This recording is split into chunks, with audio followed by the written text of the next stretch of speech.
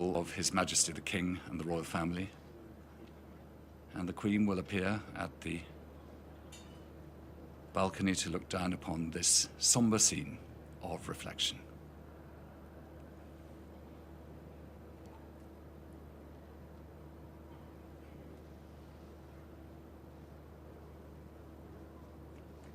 She will be joined by the Princess of Wales, by the Duchess of Edinburgh and other members of the royal family as His Majesty the King now leaves to take his place by the Cenotaph.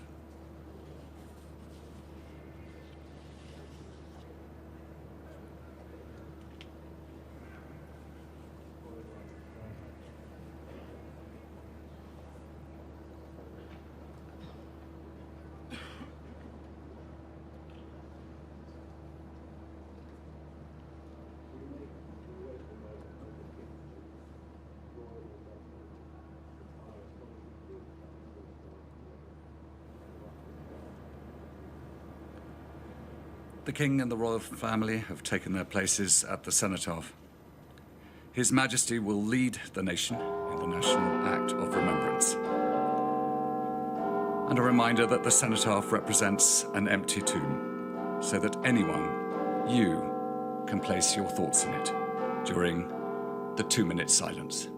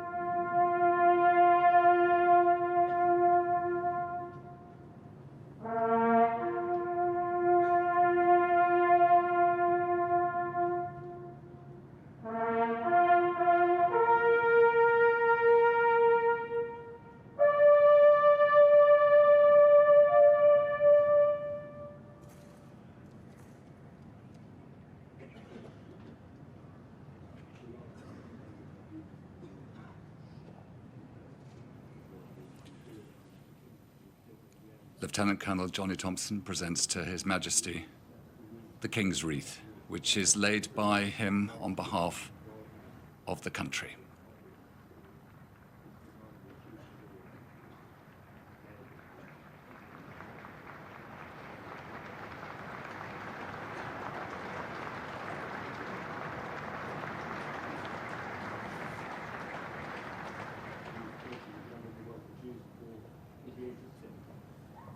On behalf of Her Majesty the Queen, her wreath will be laid by her equerry, Major Ollie Plunkett.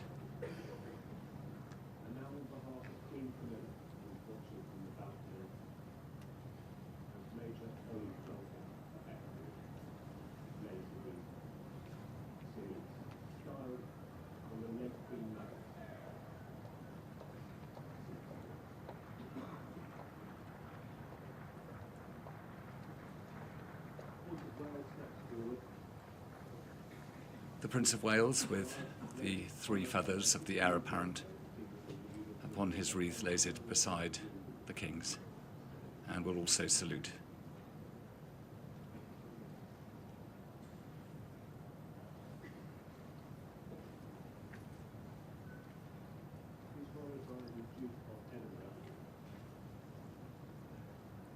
Captain Christopher Brinkman of the Royal Wessex Yeomanry hands the Duke of Edinburgh his wreath.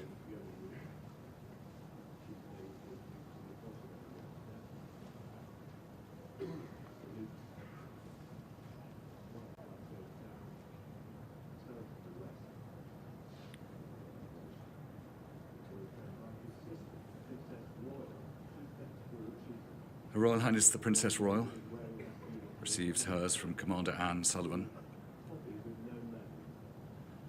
She has just taken on responsibility as President of the Commonwealth War Graves Commission, which tends for eternity the graves and memorials of those who lost their lives in the First and Second World War and beyond. And on behalf of His Royal Highness the Duke of Kent, whose father was killed in the Second World War in an air accident in Sutherland in Scotland, Captain George Hopkins, his equerry, lays the wreath.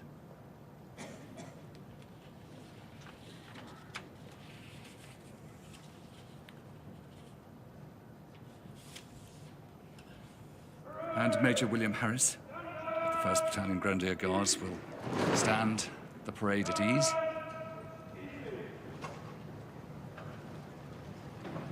And with the start of the Funeral March No. 1 in B-flat minor by Beethoven. His Majesty's Government, the Prime Minister, the Right Honourable Rishi Sunak, will lay his wreath.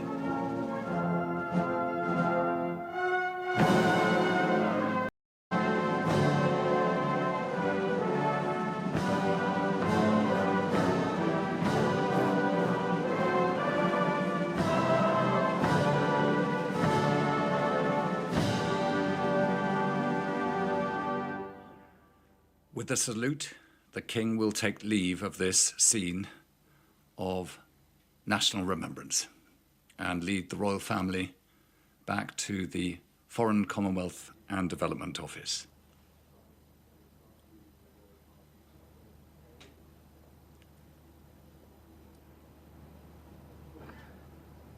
Whenever a serviceman or woman is killed, either in active service or just in the passage of normal training, the King is always informed. Members of the royal family have associations with regiments, with squadrons, with ships, all across the globe as they serve.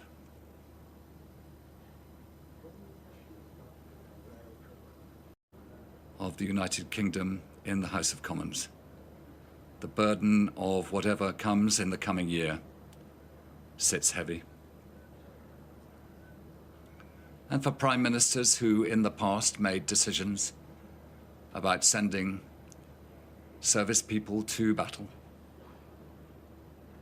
their responsibility and reflection must also carry its own burden. Ministers and representatives filing back to their duties in Parliament and wherever they represent people, leaving the armed forces on duty to stand ready for whatever challenge may come. We have remembered them.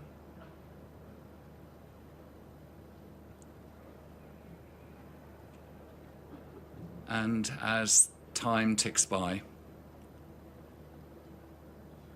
the solid stone memorial that holds up the empty tomb remains at the heart of London life, remembered for its purpose today,